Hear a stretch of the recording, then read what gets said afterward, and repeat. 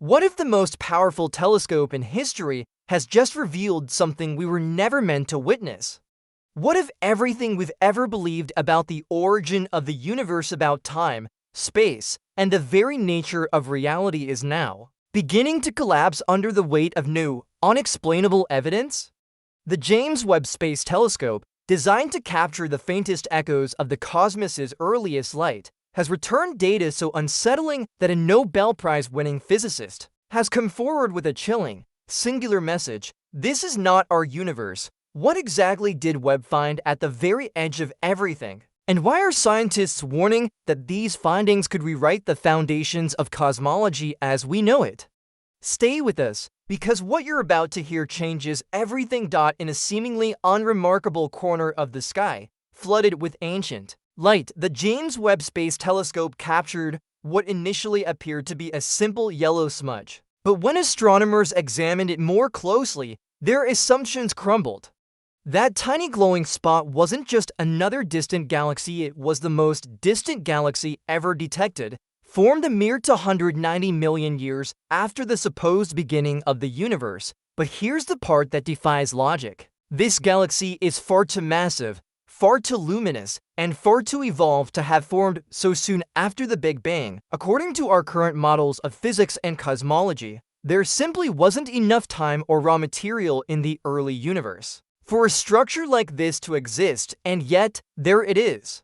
And what's more, it's not an isolated case. Webb has now found dozens of such galaxies, each one a cosmic paradox, each one breaking the known rules of early galactic formation. As scientists pushed deeper into Webb's data, things got stranger. Some of these primordial objects aren't just unexpectedly large, they're utterly foreign.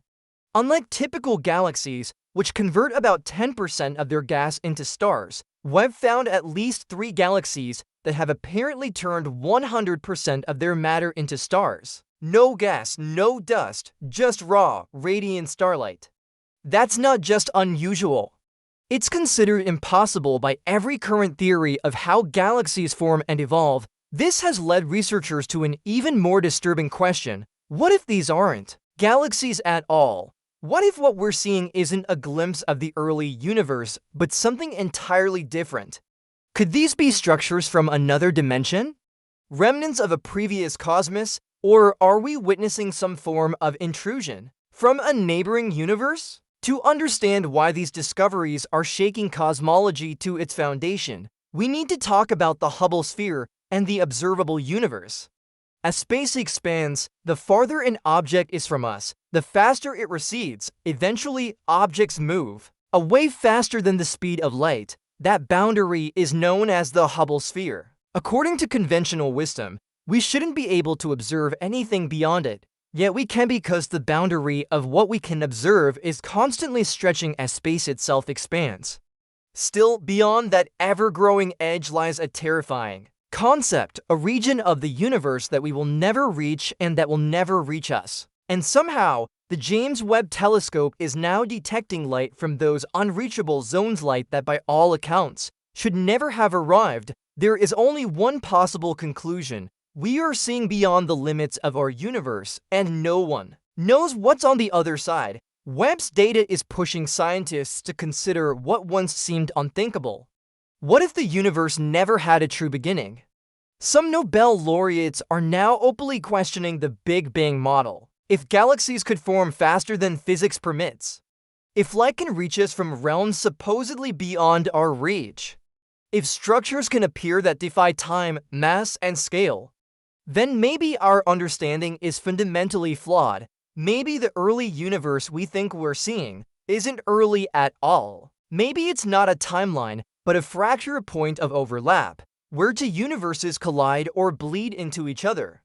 Or worse, perhaps something older, something alien to our reality, is seeping through. Whatever this is, it doesn't fit within any model we've ever made, and perhaps it never will. One of Webb's strangest and most overlooked discoveries wasn't a picture, it was a sound, or rather, a frequency. While analyzing the ambient noise of deep space, Webb's instruments picked up a faint, rhythmic oscillation.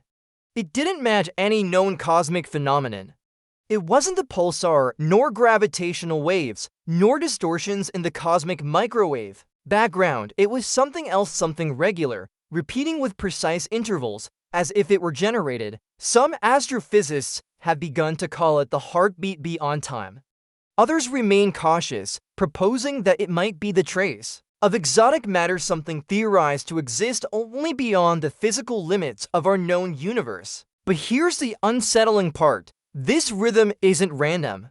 It follows a distinct mathematical pattern, almost as if it were encoded, meant to be discovered. But that's not the only imbalance Webb has revealed. In the deepest reaches of space, galaxies appear to possess gravity strong enough to bend light, warp space, and influence surrounding structures, yet no visible matter accounts for it. This isn't just dark matter, it's something stranger. Webb seems to be detecting immense gravitational distortions with no corresponding mass. These phantom mass fields, as some are calling them, behave like invisible fingerprints, pressing into spacetime from sources we cannot locate. And that has led some theorists to suggest the unthinkable. What if we are seeing the gravitational shadow of another universe colliding with our own? Could everything we observe have a mirror image we can't see, not metaphorically but physically? A long-dismissed French theory is now gaining renewed attention: the idea of a mirrored universe where time flows backward and the laws of physics run in reverse compared to ours. Why the renewed interest? Because Webb has detected peculiar behaviors in particle spin and the rotational patterns of distant galaxies. These patterns suggest asymmetry like to overlapping systems, one pulling in one direction, the other pushing back. It's as if our universe is being gently tugged by another one, just out of reach. If this is true, we may not be alone in the multiverse. We may be entangled with a shadow version of ourselves. In one final and chilling twist, Webb's instruments captured a light signal from the farthest edge of the observable universe. It should have faded and disappeared, as most distant cosmic light eventually does. But it didn't. Instead, the light reappeared from a different direction, from a different time, but carrying the same spectral fingerprint. It was as if the light had gone out and bounced back. What Webb had recorded was a cosmic echo. But echo of what? There are only two explanations. Either the light circled back around a closed, curved universe suggesting space is finite, or it hit something else, something at the very edge. Something capable of reflecting light. Something that should not be there. The James Webb Space Telescope was built to look backward in time, to reveal how the universe began. But instead, it may have shown us something far more terrifying. That our universe is not alone, that impossible. Galaxies, phantom mass, reversed patterns, unknown rhythms, and unexplained echoes are not anomalies but signals that chip away at everything we thought we knew. The comforting illusion that we understand where we are, when we are, and what we are. A Nobel Prize-winning physicist warned us, this is not our universe. And maybe that's the truth we were never meant to face. Perhaps we are drifting on the edge of something vast, ancient, and utterly indifferent. A deeper framework, a larger existence, a universe behind the universe. So now the real question isn't whether we're alone in the cosmos, it's whether we're even in the right one.